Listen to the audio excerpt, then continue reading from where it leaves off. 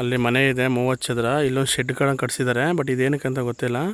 ಮನೆ ಇದೆ, ಮತ್ತು ಆ ಕಡೆ ಒಂದು ಲೇಬರ್ ಶೆಡ್ ಇದೆ, ಮತ್ತು ಗ್ಯಾರೇಜ್ ಹೌಸ್ ಇದೆ, ಮತ್ತು ವರ್ಕ್ಶಾಪ್ ಇದೆ. ಮತ್ತು ಆ ಕಡೆ ಲಾಸ್ಟಲ್ಲಿ ನಿಮಗೆ ಇಟ್ಕೆ ಫ್ಯಾಕ್ಟ್ರಿ ಇದಿದೆ.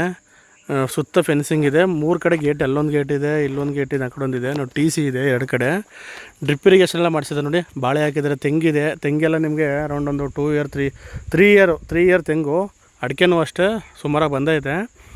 ಆ ಕಡೆ ಎಲ್ಲ ಖಾಲಿ ಬಿಟ್ಟಿದ್ದಾರೆ, ಆ ಕಡೆ ಎಲ್ಲ ಅಗ್ರಿಕಲ್ಚರ್ ಮಾಡ್ತಾರೆ. ಇದು ನಾರ್ಮಲಾಗಿ ಫಾರ್ಮ್ ಹೌಸ್ ಕಡೆ ಮಾಡ್ತಾಯಿದ್ದಾರೆ. ಚೆನ್ನಾಗಿದೆ ಲ್ಯಾಂಡು, ರೆಡ್ ಸಾಯಿಲು ನೋಡಿ.